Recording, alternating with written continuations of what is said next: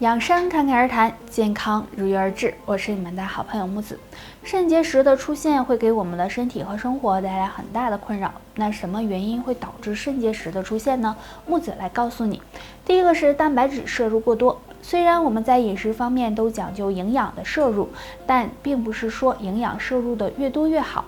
如果摄入过多，身体吸收不了，钙质就会长期堆积在肾脏中，久而久之就会形成结石。第二个是体内草酸过量，草酸在遇到钙质后会生成草酸钙，而草酸堆积在肾脏中就会形成结石，所以我们日常要注意对于草酸的摄入。第三个是高嘌呤食物摄入过多，像是动物内脏、海鲜这些食物都属于高嘌呤食物，摄入过多就会与草酸产生反应，并形成结石。所以说呢，想要预防肾结石，就要养成良好的饮食习惯，对于高脂、高嘌呤等食物的摄入都要适量才行哦。洗澡本来是一件很好的事情，但是如果洗澡的时候不注意一些细节，很可能会给身体带来伤害。尤其在寒冷的冬天，下面这3个误区，希望你尽量避开。第一，洗澡时间太长了。冬天很多人洗澡次数变少了，但洗澡的时间却变长了。如果长时间在密闭不透气的浴室里洗澡，很容易出现缺氧、供血不足，从而导致胸闷、头晕等情况，不利于身体健康。第二，洗澡时空腹。空腹洗澡会消耗身体大量的热量，并且还容易导致人低血糖，出现昏厥的情况，对健康不利。建议大家最好在饭后1小时后洗澡比较好。第三，洗澡时用力搓澡。冬天洗澡的次数变少了，所以洗澡时就会用力搓澡，感觉这样呢能洗得干净一些。但如果太用力，会损伤皮肤，对健康也不好。所以上面的这3个洗澡的错误，希望你都没有。平时想要身体健康，建议大家可以喝点蒲公英茶，有养肝护肾、健脾和胃的功效，可以呢为健康加分哦。好，欢迎收看侃侃养生。今天我们要聊的是肠道不好的人早起排便会有2个表现，若没有，肠道还算不错。表现1，早起大便形状异常。正常的大便应该是圆柱形条状的，但如果发现大便呈扁条状、细条状等，就可能是肠道出现了问题。表现2，早起腹泻。如果每天早上排便时发现自己总是腹泻，这也可能是肠道出问题的表现，不要忽视了。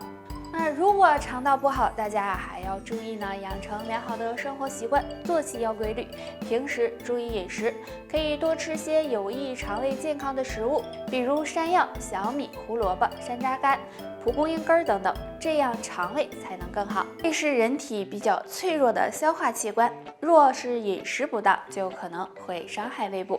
那胃不好的人要少吃2种食物。第一种，生冷和刺激性的食物，这类食物如果吃多了，容易刺激胃黏膜，给肠胃造成损伤，对胃部健康不利，所以呢要少吃。第二种，油腻的食物，因为油腻的食物不容易消化，很容易加重肠道负担，引起消化不良，所以这类食物也要少吃。那除了少吃这2种食物外，还可以多用一物泡水喝，有很好的养胃效果，那就是用蒲公英根泡水喝。蒲公英根含有很多营养，其中富含多种维生素和矿物质，有很好的清热解毒、消炎杀菌的作用。经常胃不舒服的人常喝蒲公英根水，能够帮助改善胃部不适，有很好的养胃护胃的作用，所以大家可以经常的喝一些哦。话说10人9胃，由于现在很多人不好的习惯，导致胃不好的人越来越多了。其实肠胃害怕2件事，大家要注意。第一个，害怕凉，很多人喜欢吃冰箱里拿出来的食物，那经常吃这类食物容易刺激肠胃，损伤胃黏膜，不利于肠胃健康。第二，害怕辣，辛辣刺激的食物也容易损伤胃黏膜，引发肠胃疾病，所以大家呢也要少吃才行。那肠胃不好的人可以常吃一种食物，南瓜。南瓜性温，入脾胃经，南瓜含有丰富的果胶，可以起到修复胃黏膜、养护肠胃的作用。那所以经常吃一些南瓜，有助肠胃的健康。大家好，我是木子，欢迎收看侃侃养生。今天我们要聊的是肠胃好不好都写在手上，若没有3种表现，肠胃还算健康。第一，手掌心发白，若是手掌心出现2个以上的白斑，要小心胃炎找上门；若是没有白斑，手掌心整体发白，这也是肠胃功能紊乱的信号，要注意调理。第二，手掌有红色斑点，大家可以观察一下，如果手掌有红色的斑点，你可能会有消化不良、烧心的症状出现，那这可能是胃热导致的。第三，大鱼际出现井字纹，大鱼际大家都知道，在大拇指根部这里，若是发现这里有井字纹，看着有很多乱的小细纹，这也是肠胃不好的一种表现，要多注意喽。好，欢迎收看侃侃养生，今天来跟大家聊一聊长寿的那些事儿。晨起后有3个短命事儿，若是想要健康长寿，最好一个都别有。第一个，早起憋尿。很多人早上醒来不愿意起，即使有尿意也会选择憋着。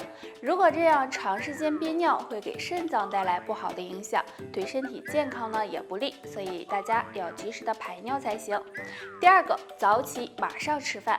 有些人为了赶时间，起床后就马上的吃早餐，然后急匆匆的就出门了，这样很容易造成消化不良，引起肠胃不适，不利于胃部的健康。第3个，早起马上剧烈运动。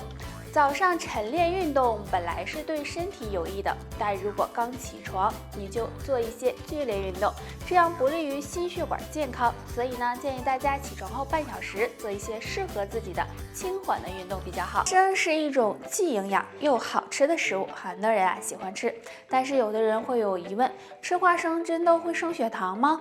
下面我们就一起来了解一下吧。首先，大家要知道的是，我们吃的食物中都含有碳水化合物，只是含量的多少不一样。所以，当人吃了食物之后，血糖都会升高，区别就是升高的幅度不一样。只要升高的幅度不大，那么对身体就没有什么影响。而对于花生而言，花生的血糖生成指数很低，如果吃的少的话，没有什么问题；但如果吃的太多，就会造成血糖升高。所以想要保持血糖平稳，平时吃花生的时候一定要控制好量，而且最好选择天然的花生，不要选择加工类的，比如酒鬼花生、糖衣花生等，因为这类花生在加工的时候会添加很多的添加剂，像蔗糖、食盐等，这些都会给血糖带来影响，建议大家少吃。那最后总的来说，只要花生适量的吃，对血糖呢是没有太大影响的。中很多人患上了痛风，其实这和尿酸高有很直接的关系。那若想要稳定尿酸值，就要注意平时的饮食。下面这3种食物，希望你最好少吃。第一种，火锅。在这寒冷的冬天，很多人都会选择吃火锅，但是呢，火锅中含有很高的嘌呤，如果经常吃，很容易使尿酸升高，引发痛风。第2种，动物内脏。动物内脏虽然好吃又营养，但是呢，对于尿酸高的人来说，还是少吃为妙，因为动物内脏含有的嘌呤也比较高，如果经常吃，也容易引起尿酸升高。第3种，海鲜类。和上面一样，海鲜类食物也含有很高的嘌呤，很容易引发血液中尿酸升高，若不好好控制，容易导致痛风的出现。